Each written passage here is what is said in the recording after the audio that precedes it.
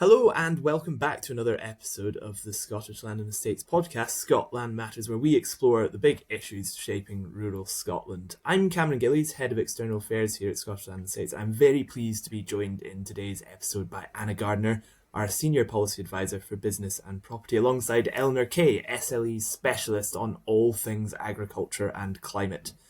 Today we're diving into a few topics that have been at the forefront of rural and political conversations this year. Water, weather and waste. This summer, Scotland has seen some extreme contrasts in weather. Prolonged dry spells leading to drought conditions in parts of the country, followed by intense downpours and localised flooding. For farmers and land managers, these changing patterns are more than just an inconvenience. They're reshaping the way rural businesses operate. So we'll be looking at how water management infrastructure, as well as more upstream solutions, can help address both drought and flood risks, the wider implications of climate change on Scottish weather, and the knock-on effects for rural communities and the environment. Joining me to unpack it all, Anna and Eleanor both bring a wealth of professional and policy-based experience in this sector. So let's get started. Just to set the scene a little bit, Eleanor, I'm going to come to you first on this. We all love to talk about the weather. It's the quintessential icebreaker. So to ask a fairly broad question on the topic, what are the impacts of the changing nature of Scotland's weather on rural businesses, and what do you see as the sort of key priorities for mitigating its worst effects?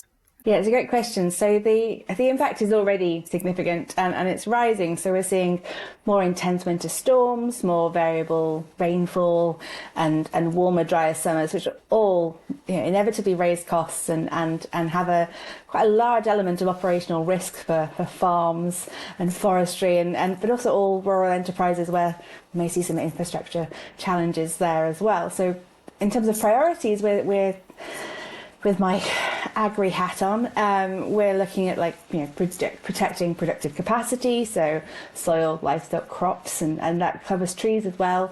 So it's sort of short-term adaptations which tend to bring a kind of long-term resilience, but we're also looking at things like holding water when we can and being in a situation or in a position where heavy rainfall doesn't sort of cause enormous damage. So it's a tricky thing to balance. Yeah, Anna, Eleanor started touching a little bit on the infrastructural element to mitigating the worst effects of weather. How prepared is our current water infrastructure for sort of prolonged rainy periods or prolonged dry spells? Yeah, I think we're just taking a step back there. I think that weather and by default water poses possibly the largest risk to any rural business of anything.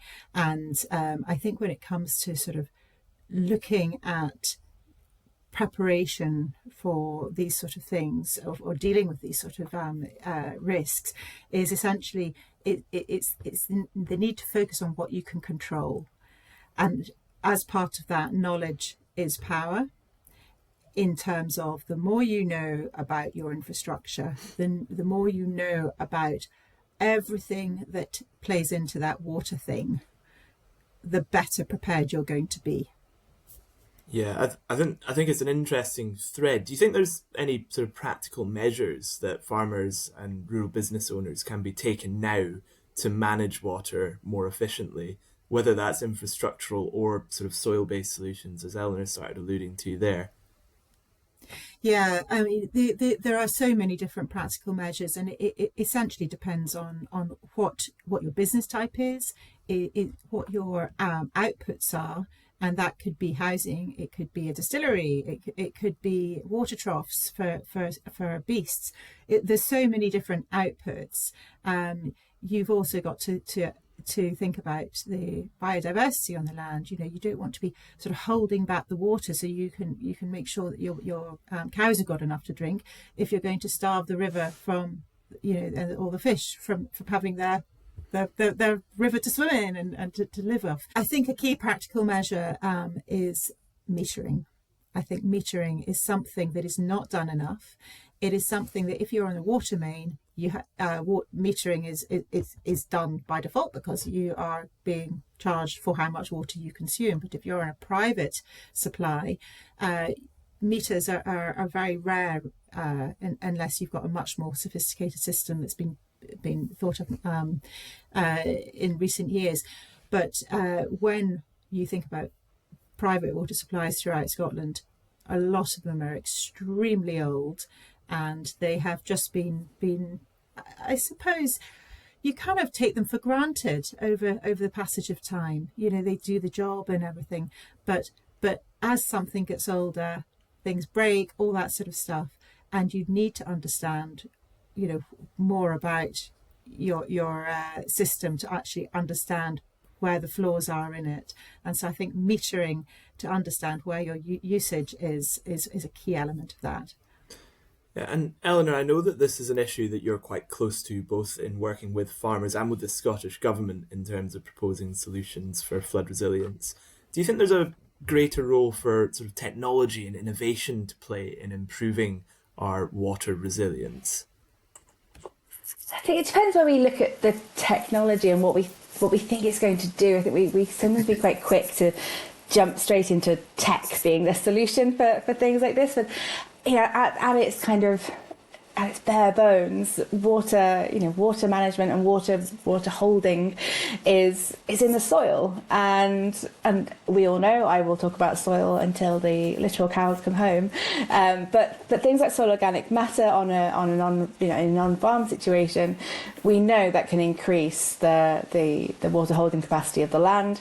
It has always been a bit of a catch-22 situation with such a focus on drainage. We were very heavily incentivized to put field drains in because it dried land up that was traditionally very wet, and getting that mindset change that actually in a regenerative system, in the way that the Scottish Government wants us to be managing land, field drains as we've always used them are perhaps not the right way to be going about it. So some of this is changing how we view water and how we have a system operating with the water that we have.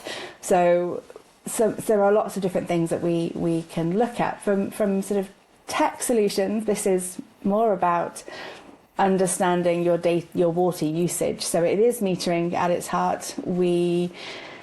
If we have things like water troughs that are fed from a source, then we need to understand how much we're extracting, and we need to make better use of that. And we have such a mindset of abundance when it comes to water in Scotland that a lot of this is not exactly psychological, but it is sort of shifting how we view water. It's almost looking at how the Australians do it if we're going to go to the extremes, and it's sort of, some of it is subtle behaviour changes, but it has enormous effects quite quickly when we're looking at just how we treat and view water. Yeah, it's an interesting point. I'd pick up on that a little bit. It seems like we can overcomplicate this. Are there a lot of examples in Scotland of where we use natural flood management as solutions that kind of already work really well in some areas? Absolutely. So if we go to the top of the catchment, which is a really good place to start when we're thinking about water, it's peatland restoration. And we typically view peatland restoration as carbon capture schemes to get credits and get natural capital and nature finance from either government or private entities. But the most immediate effect of peat restoration efforts is water and water management improvements and local flooding changes. It's quite difficult to get hard empirical data to prove this, which is quite a frustrating situation. But we are seeing improvements in how we can explain this and show the benefits. But we've got really good examples from members who have done peatland restoration and have a hydro scheme, for example. And that data shows quite good improvements in the flow through the hydro scheme after the peatland restoration, but also a sort of reduction in that kind of peak and trough. And you can then see land be able to cope far better in a heavy rainfall situation when everywhere else is flooding. The restored peatland is acting as the sponge you want it to be. But it's because we haven't necessarily had the data capture there following the peatland restoration in many parts of Scotland, because it's being done for carbon and that's where the validation effort goes. We don't have as much hard data as we'd like to see, to be able to say, and this is exactly what you should be doing for flood mitigation. But the aspects of it are there enough to be able to say peatland restoration is probably the most important thing we could be doing for natural flood management. And then we look further down at soil organic matter, which is very similar to the arguments of peatland restoration, but also continuous cover of soil with things like grass and cover crops and other things which slow the flow. It's all about slowing the flow of water through a catchment. It's not about holding it back from streams and rivers and ponds and that affecting nature. It's about restoring the hydrological cycle, which we've disrupted by acting in the interests of what we were told to act. So it's no one's to blame, but we have to recognise that we have very practical solutions that could fix these things. Yeah, it's a really interesting point, Eleanor. And Anna, I want to kind of pivot this onto what it actually means for rural businesses. So how do you think weather extremes, whether we're thinking about droughts or flooding, actually affect long-term ability to plan and invest and make those decisions for rural businesses? Because it sounds like there are clearly challenges with extreme weather, but perhaps when we're looking at peatland restoration and things like positive impact on hydro schemes, there's opportunities as well. Yeah, I think that just to turn that on its head,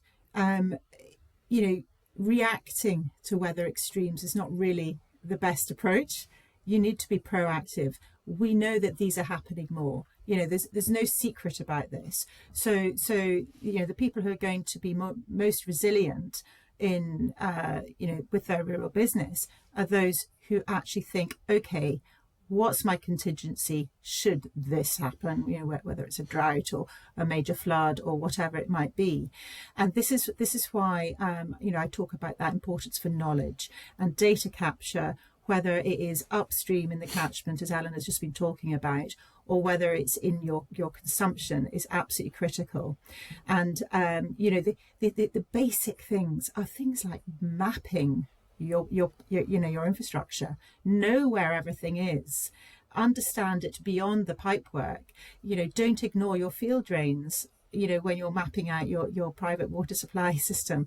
And this is where technology really does come into play. And there are the most amazing mapping softwares and things out there. So you can get properly carried away in terms of how much detail you put into your sort of knowledge base. And then from there, you can actually design in your solutions to understanding better where your waste is, where your key consumption points are. There's a lot that technology can do, but it all essentially comes back to the sort of knowing those key things about where you need water and where the water can essentially just being totally squandered without you actually noticing. And I think that the forward approach has got to be thinking about, okay, if I don't get a grip of this, how is it going to impact the quality down the line, the quantity down the line, and ultimately that whole the whole resource in my business. And so I think it's a key thing is going to be to embrace water. And there was a really good fact recently that came out. It was that in Scotland, this is a sort of more of a domestic thing, but Scotland, the population per person actually consumes apparently 40% more water than someone in Yorkshire. Now, there's slightly apples and pears here, because actually in Yorkshire, very few people are not metered. So it's a different approach to how people look at their water. You're paying for it really explicitly in Yorkshire because you're seeing the meter tick over. But in Scotland, you just see it flowing through the tap. and pouring out of the sky. And so it's a very different thing going on there. But it does show the power of a meter. And even when you've got a private supply, you might not be charging through the meter, but it's a really good way of understanding where it's being used. And if you have it at certain points, you can also obviously use it to understand better where your sort of infrastructure might be a bit leaky. But there's so many ways of doing this, and there's some amazing engineers out there who actually do a lot of work on sort of understanding the flow rates and things like that. Yeah, and there is a lot that can be done. A lot of really interesting points in there, and a couple that I'd like to pick up on. Eleanor, waste management challenges that result from extreme weather have been a bit of a flashpoint recently. Of course, sort of water companies feeling the wrath of government time and time again. But these issues aren't just for them. They're for rural businesses as well who have to deal with those challenges. Anna talked a bit about being too reactive when it comes to these issues arising. So are there any practical steps that rural businesses can be taking now to try and be a bit more proactive on this issue rather than reactive? Yeah, definitely. And some of this, it starts at it starts with a bit of a desk study, really. It's looking into, what are your current water uses? If you're off, if you're kind of off the main sort of infrastructure and you've got a sort of tourism business, how, are you sort of looking at what your current water usage is and what those solutions might be from a sort of farming perspective? It's looking at, are you holding on to a lot of kind of liquid slurry? Is there is it possible to dilute that, or not dilute that, reduce the water in that, so that you can handle it, you can store much more of it? Are there ways you can treat some things on farm so that it's less waste, it's less of a waste product by the time it's leaving farm? So it wasn't that long ago we had there was often a lot of talk of things around like reed bed systems, which were usually attributed to things like dairy farms, and some of it is very sort of policy driven as to what government's kind of keen to encourage and incentivize. And we have some really good practical solutions from the sort of farm like water and soils advice that we can get from the Farm Advisory Service on practical solutions for each kind of farming system. And I think we tend to ignore that there's quite a lot of readily available advice there, because every farm and every rural business is going to need a slightly different approach for their situation.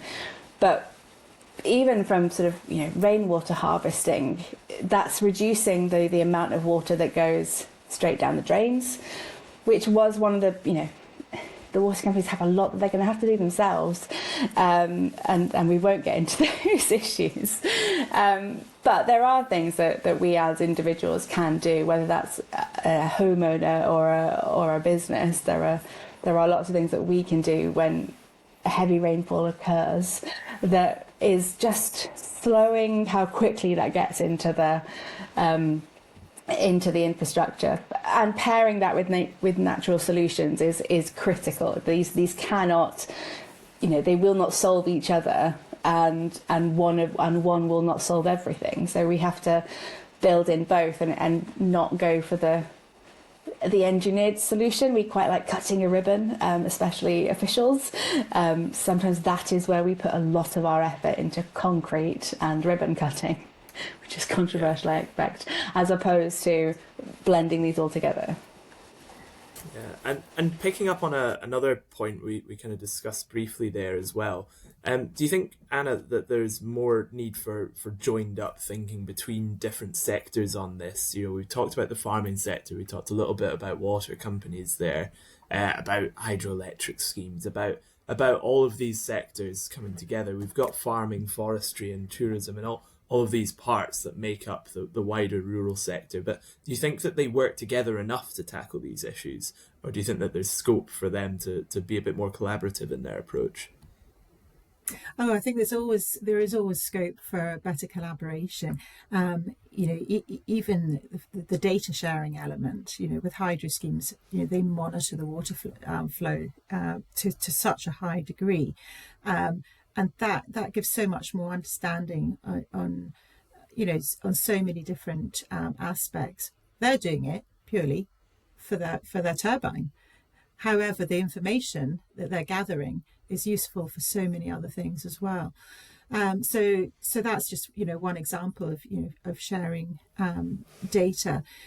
The thing is that when you think about water, it all comes from one large catchment, but it comes in many different shapes and forms in terms of how it gets from source to sea, and so it makes it's just so much sense in actually everyone coming together and as Eleanor was saying, slowing the flow, because that slowing the flow impacts on absolutely everything downstream from that, and how it's consumed.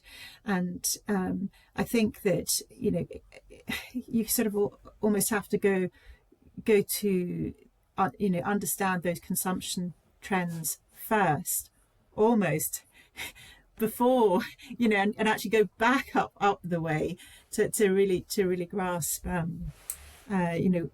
what the key areas of collaboration are needed to do. Eleanor might have more to say on that. Eleanor, you want to come back in on this? Yeah, well? in the hope of adding some, hopefully, a glimmer of light to the concern around flooding and our sort of resilience to it, we do have now, as of November of last year, so a full year ago, the flood resilience strategy for Scotland. We got our very first one, which is a great starting point. I think you could ask, maybe we should have had something sooner. Maybe we do need a water resource strategy for Scotland, considering what we now know with sort of flooding and scarcity in our sort of immediate future especially, but also this year. So we have got tools coming through the flood resilience strategy. There is an implementation group that now exists, and I sit on that. We are seeing things coming forward quite swiftly, and a more sort of connected approach through the various different government departments. So I think we are in a good position to make sure that these messages are getting back to Scottish Government, that these sort of solutions need to be connected. There needs to be more sort of collaboration, especially between private and public sector work on this, especially with the private water supply elements in Scotland, which is sort of fairly uniquely Scottish. If you talk to sort of counterparts in England, they do not have the same level of private water supply, and so it's not in their policy in quite the same way, which can make it a bit frustrating when governments are talking to each other. But there is hope from the flood resilience strategy. I think the work is coming through. If we can get things like local flooding plans, which can feed into wider conversations on sort of rural land use and how that can be incentivised and supported for nature-based solutions. And so I think there is a way to sort of nicely blend these together. The key point is having stakeholders in the room to remind government of this sort of interconnectedness of everything, which I'm not sure they always like. Pulling government out of a siloed approach can be really tricky, but I think we are moving in the right direction from a flood resilience perspective. It is difficult when you're trying to implement something that is sort of forward thinking and involves investment and change, whilst also dealing with flooding and then scarcity in the same year. So there's never an ideal time to have to deal with this, but what you don't want to be trying to do is cope with flooding worse than what you had expected because you didn't put any plan in place. So we can't ignore flooding and scarcity. These are norms now for Scotland, and we can't call them 1 in 10 event kind of things anymore. These are going to be our kind of normal things. If it's not one, it'll be either the other or it'll be both. Yeah, and Anna, you wanted to come back in on that as well. Yeah, I think it is worth reiterating here that whether it's flooding or scarcity, both play massively into the quality of water that comes through a private water supply. And these days, with private water supplies being so heavily regulated in terms of what is deemed acceptable to allow people to drink, it is really important that you're not just thinking about the water that's coming out the tap. You're thinking about, okay, where's it coming from? What are the risks in terms of impacting the quality of that? And that expands beyond just the volume, whether it's too much or too little, into the activities on the land, and how forestry, for example, can impact a water supply just through messing around with ground. Indeed, as trees grow, they're taking water out in a different way to what might have been there before. Drought, as water dries out, the ground moves, old pipes might break, all these sort of things. There's so much going on that impacts the quality of that water that comes out of the tap before you even start thinking about the quantity. And so, taking a whole landscape approach is really critical. And going back to the whole collaboration thing, it's therefore essential to be collaborating with your neighbours, and not just your near neighbours. You're talking about the whole catchment when it comes to this. And so it is really important for people to come together and actually, take that proactive step to essentially building resilience and contingency planning, because and the public sector have got to be involved with that, because they too are taking water out of these catchments to supply the main, and they are also the who are called upon when private water supplies fail. And so their involvement is absolutely critical. Damage limitation.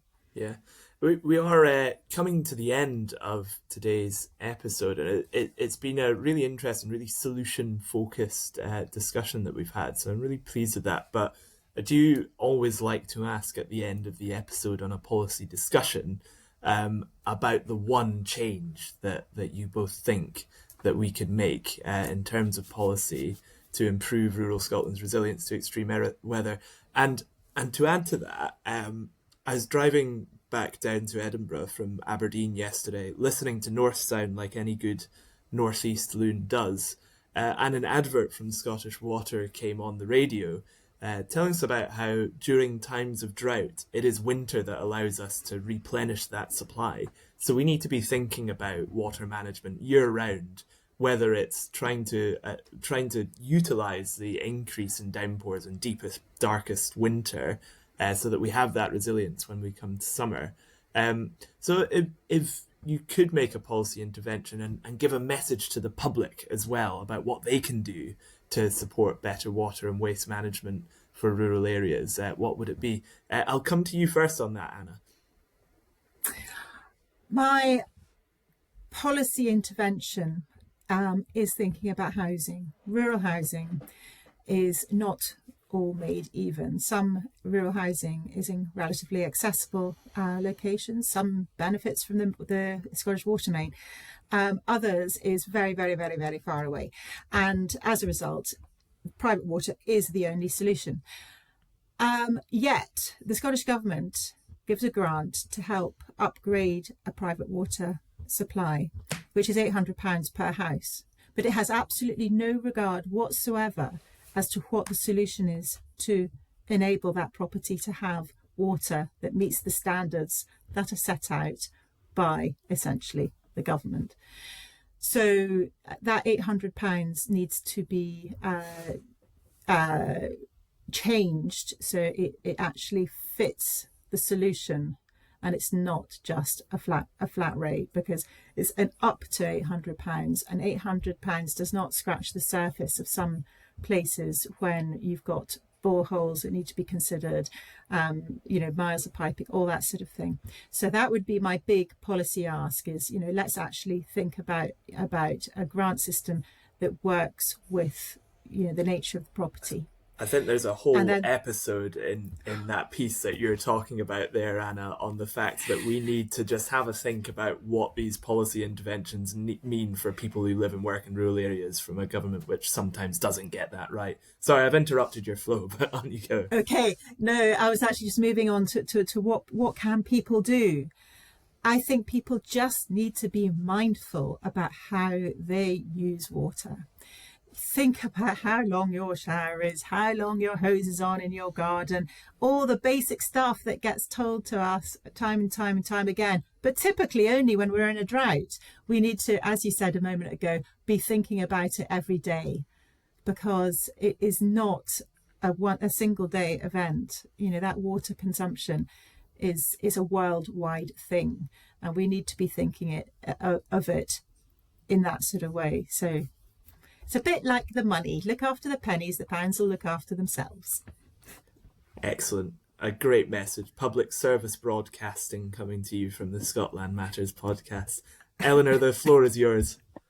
I've got out my big book of policy ideas I'd like to bring out. It gets longer by the day.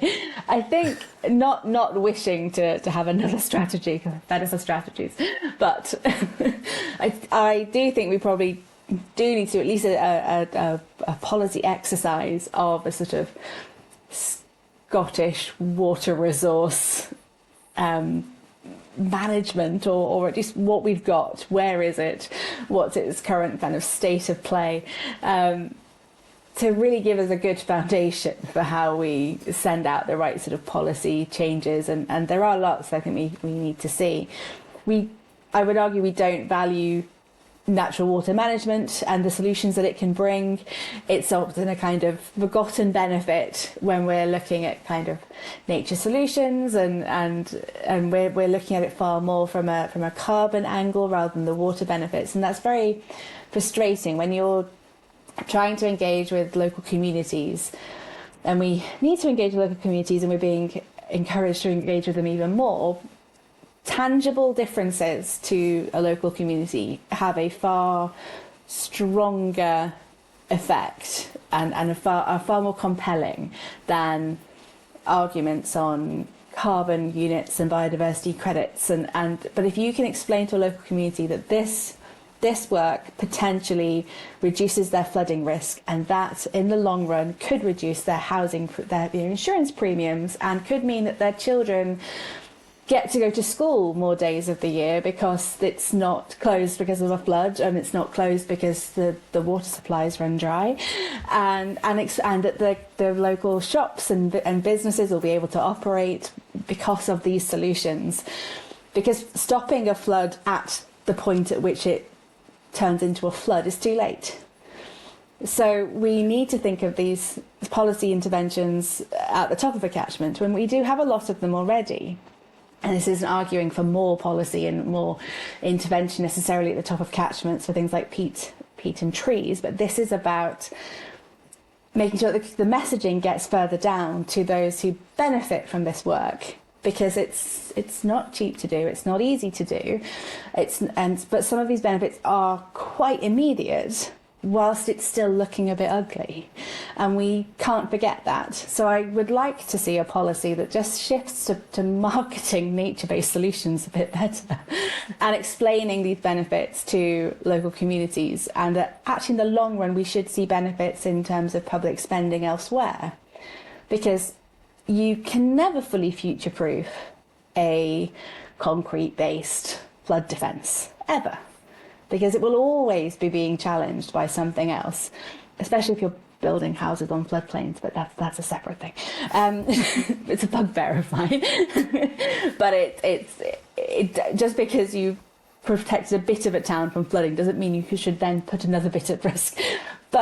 And by the time it gets to Musselburgh, for example, where our office is, and there's a big issue going on with the flood prevention scheme in Musselburgh at the moment, and it's not the only one. But it's too late by the time it's right at the mouth of the river. We need to be managing this throughout the system, and there are lots of things we can do. But that does start with a policy that pays good attention to nature-based and natural water management, and not immediately going to an engineered solution. Yeah. expertly managing to make 20 different policies sound like one. But I do think that it's really important that you can relate it both to individuals, to communities, and that wider piece about how this can help government save money at the end of the day and save lives in some cases. Anna, Eleanor, thank you very much for your time today. And that is all for this episode of the ScotLand Matters podcast. We've heard just how vital it is for rural Scotland to adapt to changing weather patterns, from managing drought and floods to tackling the growing threat of things like wildfires. And these challenges don't just affect farmers and land managers, they impact our rural economy, our communities and our natural environment. And at Scottish Land and Estates, it's our mission to support all of these things and to help rural Scotland thrive, supporting the businesses, people and landscapes that make it so special. And that means working with our members, policymakers and partners to develop practical, forward-looking solutions to the challenges we've discussed today. If you'd like to learn more about our work or get involved, you can visit our website at scottishlandandestates.co.uk or follow us on social media for updates and insights. My thanks again to Anna and Eleanor for joining us, and to you for listening. So please subscribe to the ScotLand Matters podcast wherever you get them, and share this episode with anyone you think is passionate about the future of rural Scotland. I look forward to seeing you next time.